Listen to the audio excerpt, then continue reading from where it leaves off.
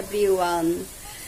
আমাৰ জীৱন ভূমিকা চেনেললৈ পুনৰ স্বাগতম জনাই মই ষ্টাইলিছ কবিতাই আপোনালোকৰ সন্মুখত আজি এটা ধুনীয়া দৃশ্য দেখাম। এডুকা বৰষুণ পৰিছে, বহুত ধুনীয়া দৃশ্য। মোৰ ঘৰৰ ওচৰতে কিনাৰতে পাহাৰখন লাগি আছে, গোটেইখিনি দেখাম। আৰু এইখিনিৰ পিছতে মই এটা নৃত্যকৰ্মৰ জৰিয়তে যেটুকে আমি মহিলা মানুহ নৃত্যকৰ্ম কৰিবই লাগিব নহয় জানো, গতিকে নৃত্যকৰ্মৰ লগতে মই আপোনালোকৰ মাজত দেখাম এটা মই ধুনীয়া অসমীয়া পিটিকা। আমি যেটো পিটিকা খাই আমি বহুত ভাল পাওঁ, আৰু পিটিকাটো আপোনালোকে এনেকৈ বনাই খাব। মই বনাই দেখাই আছোঁ কি বনাইছোঁ, কেনেকৈ বনাইছোঁ, এনেকৈ বনাই খাব, খুব ভাল লাগিব। আৰু মোৰ ভিডিঅ'টো চাই যদি ভাল লাগে তেন্তে আপোনালোকে লাইক কৰিব, কমেণ্ট কৰিব, ছাবস্ক্ৰাইব কৰিবলৈ পাহৰি নাযাব। আৰু সদায় চাই থাকক মোৰ ভিডিঅ'। কেনেকৈ বৰষুণ পৰিছে, খুব ভাল লাগিছে, বতৰটো খুব ভাল লাগিছে। আৰু আমাৰ সন্মুখতে, মোৰ ঘৰৰ খিৰিকীৰ সন্মুখতে এইজোপা নিম গছটো কিমান উপকাৰী হয় আপোনালোকে সকলোৱে জানে বাৰু। এয়া নিম গছ আছে, আৰু নিমৰ বতাহখিনি আহি থাকে মোৰ ৰুমলৈকে। এজোপা বেলগছ আছে। আজি পৰিৱেশটো খুব ভাল লাগিছেনে বাৰু? আমাৰ ঘৰৰ কিনাৰতে এইখন পাহাৰ লাগি আছে। ঘৰটো পাহাৰত নহয় দেই। তোমালোকৰ ঘৰত যদি ভাত কেৰেলা আছে, ভাত কেৰেলাৰ পিটিকা কেনেকৈ খাই আজি আমি দেখাই দিম। এইটো মই এটা ডাঙৰ পিঁয়াজ লৈছোঁ দুফাল কৰি, আৰু জলকীয়া লৈছোঁ, আৰু এইটো বইল ভাত কেৰেলা আৰু আলু দুইফালে লৈছোঁ, দুটা চাই, আৰু দুটা নিয়মতে মই পিটিকা বনাম। অন্য এটা ৰেচিপিৰ কাৰণে মই এটা বিলাহী পুৰি আছোঁ, আৰু বিলাহীটো অলৰেডি হ'বলৈ হৈছে, আৰু ইয়াতে হৈ গ'ল। আৰু বিলাহীটোৰ বাকলি এৰুৱাই মই পিটিকাত জইন দিম।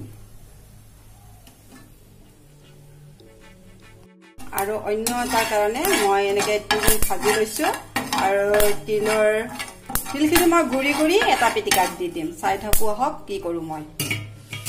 হৈছে ভাত কেৰেলা বইল, আলু বইল আৰু বিলাহী পোৰা।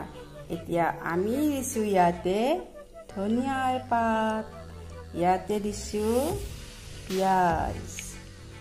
পিঁয়াজ দিছোঁ,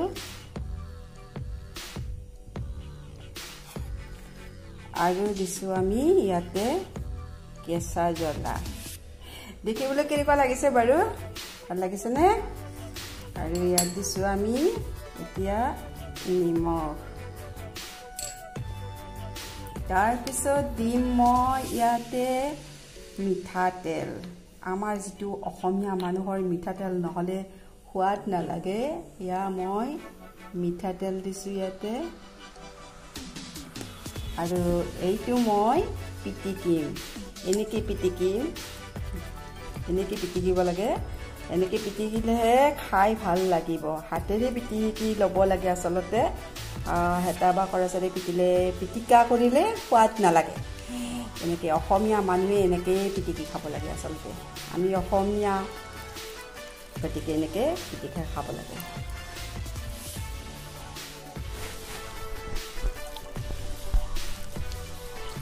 আৰু আন এটা পিটিকা আৰম্ভ কৰিছোঁ। এইটো জলকীয়া মই মিহি মিহিকৈ কাটি থৈ দিছিলোঁ এইটো, আৰু ইয়াতে দিম পিঁয়াজ।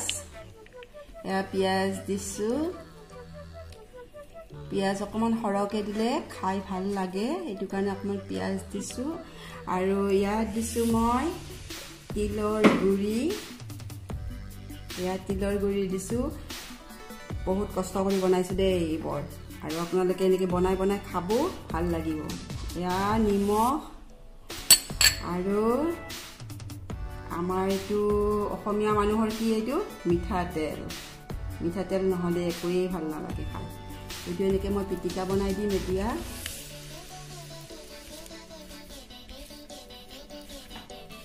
কেনেকুৱা লাগে ক'ব দেই। এনেকৈ মঠি কৰিলেহে খাই ভাল লাগে আচলতে, আৰু হেতাই দি পিটিকা বনালে ভাল নালাগে।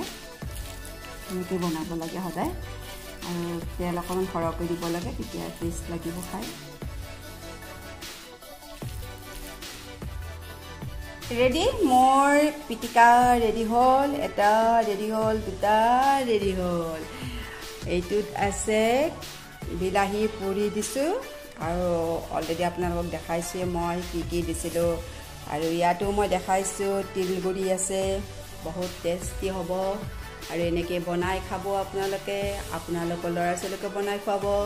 যদিহে ভাল লাগে খাই তেন্তে আহি মোৰ ভিডিঅ'টোত আহি কমেণ্ট কৰিব, আৰু মই আপোনালোকক কি দিছোঁ, কি দিব পাৰিছোঁ সেইটোও আহি জনাব। এইটো আমাৰ সহজতে পোৱা বস্তু ভাত কেৰেলা হয়। আৰু নক'ব কিন্তু দেই ভাত কেৰেলাৰ এনেকুৱাকৈ খাই নেকি বুলি, বহুত টেষ্টি হয়।